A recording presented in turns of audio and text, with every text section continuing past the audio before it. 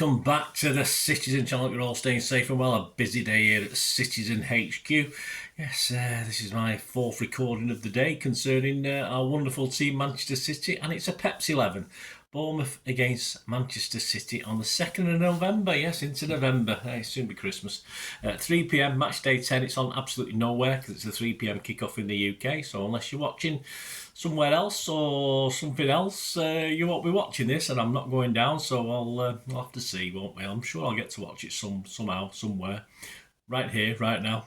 This is recorded on the 31st of October, so as far as injuries, etc., etc., I have to take a stab at this one as to who's going to be available for this. Obviously, as I say, I did jokingly say it could be Pep's 7, never mind Pep's 11 or Pep's 5, but yeah, I didn't realise how close that would be when I said that a couple of weeks ago.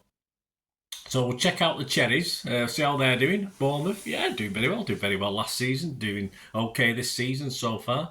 Let me know your thoughts and predictions, etc., etc., especially any Bournemouth fans watching. Let me know what you think of your team's performances.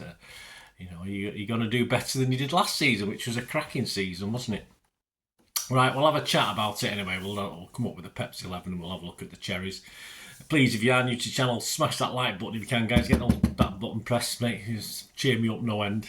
So a bit down after the trip to the new White Hart Lane or the new Tottenham Hotspur Stadium, whatever we want to call it. A bit overrated in my opinion, apart from that massive bank behind the goal. I think the rest of it's pretty average in fairness, but anyway, didn't go so well. So yeah, please join us. Push that subscribe button if you're not subscribed before. It's everything City, past, present, as long as I can keep going. My voice is back now, so I'm alright. Usually it's a bit struggling for 24 hours after a match, but not too bad now.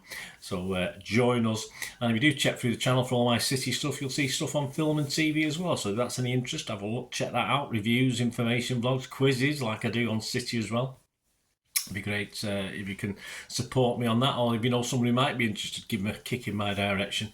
And of course, there are ways to help me out and support the channel with memberships and sponsorships, etc. Sure, just watching a couple of ads, you know, that'll help me out as well in any means. You know, count the pennies and the pounds will look after themselves. So probably watch the sort of halfpennies and the 10p's will look after themselves for me. But if you can support me, please stay tuned after this for some ways of you can do that for me. That'd be wonderful. Right, Andoni Iraola of Bournemouth. Yeah, he only joined us his second season now, isn't it?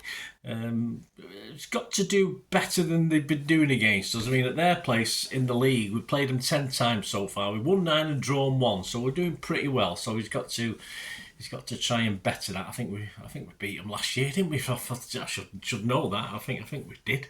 But 20 goals, 4-3 against in our 10 games.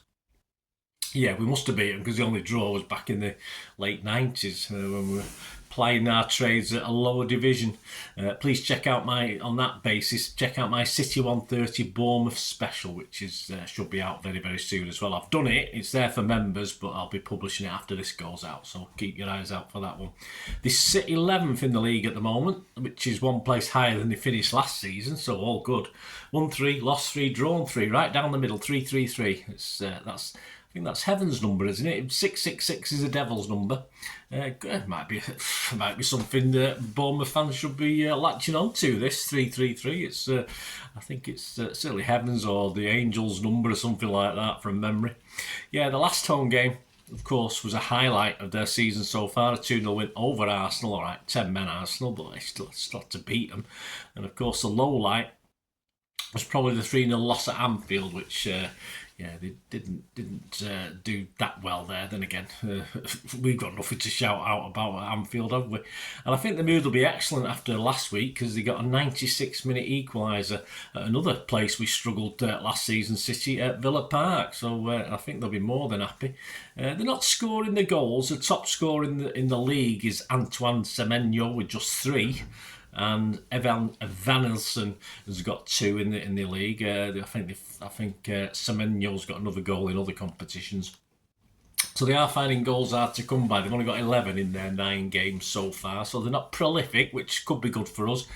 But they can't be underestimated, especially at home in that little tight ground. I've never been, but it looks a little bit, the bigger clubs, no disrespect, always struggle at these sort of smaller, like going in a cup game to one of the smaller grounds, isn't it? I mean, it's pristine, don't get me wrong, but it's that close to the claustrophobia, if you like. I think that gives them a definite advantage. Iraola has much to do with, much to improve on last season's best ever points total for the Cherries. Yeah, the best ever showing in the top division, so he's got to try and improve on that, and he's pretty much on schedule for that at the moment. He's pretty on schedule to amass a similar total this season, and the odds against just to finish in the top half of the table, so certainly if I was a Bournemouth fan I'd be thinking about that. And there's absolutely no reason whatsoever, based on how we've been, or how City have been, that they won't be confident of getting something against a wounded Premier giant, or the wounded Premier giant, I should say, shouldn't I? After we've won it for the last 4 seasons. So there you go. That brings us, of course, onto Pep's 11. A team versus Spurs didn't tell us too much, or it probably did, as the squad gets thinner and thinner. Ortega, Lewis, Stones, Akanji, Aki, Gundo, O'Reilly, Nunes, Savi, Foden, McAtee. The subs probably saved, or tried to save, a couple of these who ended up playing. Ederson, Diaz, because Diaz replaced Akanji, of course, in that starting 11, who, of course, injured himself in the kickabout. Kovacic, what to be saved? Haaland, Bernardo, Gvardiol. I mean, you want to save all these, just give them an odd 5 minutes, but it didn't work out like that, did it? Also, of course, Jacob Wright, Simpson, Pusey, and Alpha Ruprecht. I don't imagine we'll see Alpha Ruprecht much again this season. Definitely out, Rodri, KDB, Bob, Grealish, Walker. Akanji pulled out before kickoff, doesn't look good. Diaz and Gvardiol have issues, apparently. Lewis, Pep said he's tired. So not as bad as Haaland and 2 keepers as Pep estimated. I thought, I did comment in my story of the game and player ratings, that it was a bit I assume the 2 keepers is ignoring Carson, which is a bit unkind. I think he's one of our players. He's on the bench for games, so why not? But there you go. Anyway, I think he was a bit tongue-in-cheek, but he wasn't that far in tongue-in-cheek, was he? I think the only definites from the established sort of first teamers, if you like, are Ederson, Aki, Stones, Gundo, Kovacic, Foden, Nunes, Bernardo and Haaland. So that's a fairly good team, but I mean, as I say, this is getting down to the bare bones now. We're getting an injury too to those lot.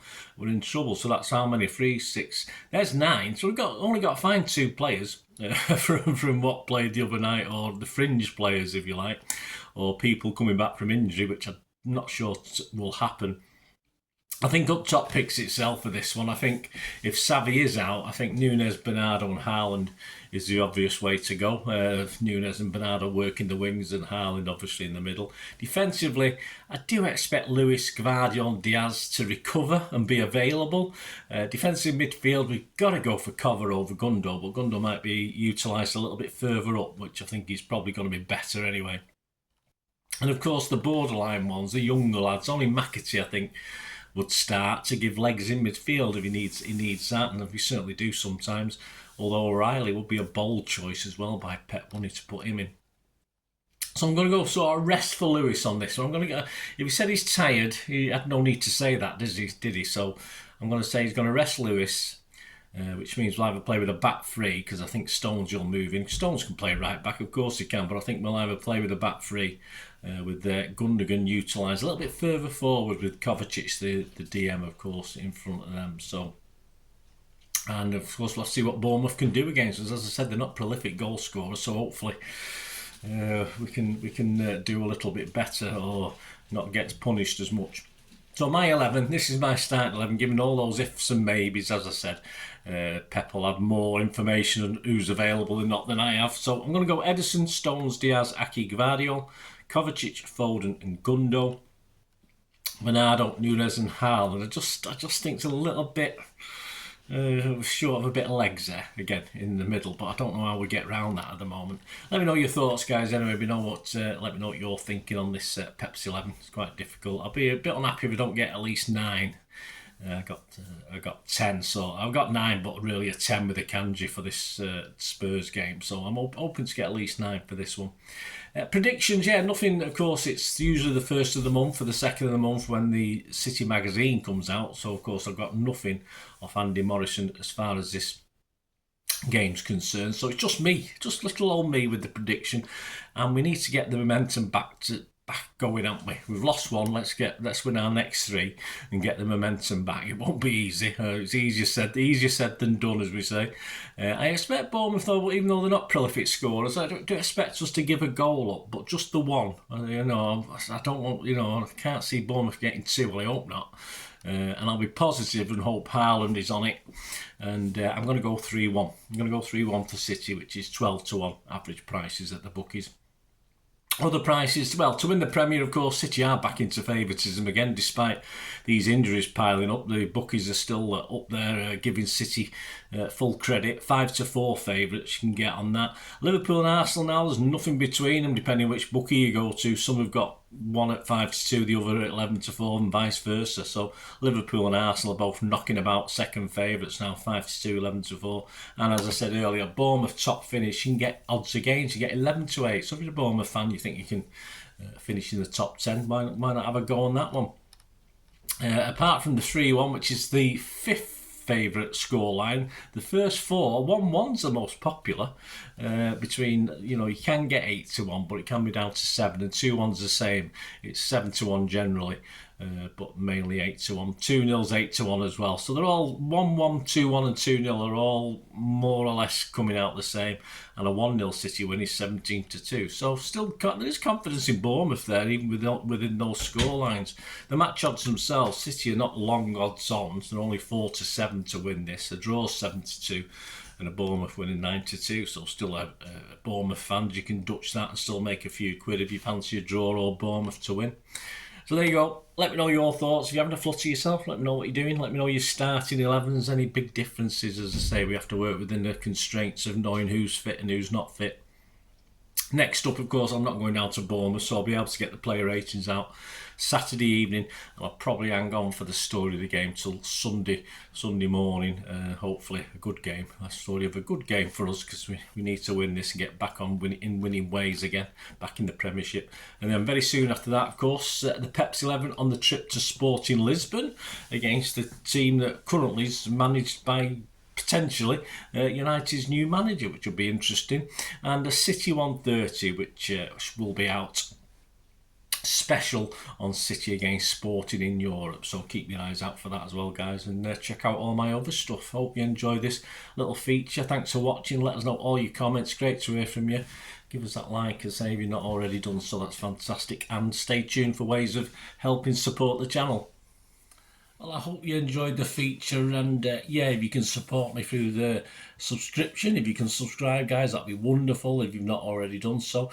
We do actually have memberships at the moment, just 99p a month, so you get access to all my City stuff, including all the history vlogs, dozens and dozens not been published yet that you get immediate access to, and every time I do a edit and do a vlog, you get immediate access to it as well. So you can have a copy of scripts as well if you want any hard copy of the sort of things I do on matches and teams and managers and players, etc, etc. So if you can join the membership, that'd be wonderful. We do have sponsors at the moment. Piat 6505 are our current sponsors. They have a little eBay shop, so if you check in the comments section, there's a link there to the shop. They sell movie posters from the 90s and 2000s. They sell DVDs, some classic Hollywood movies, some classic foreign language ones.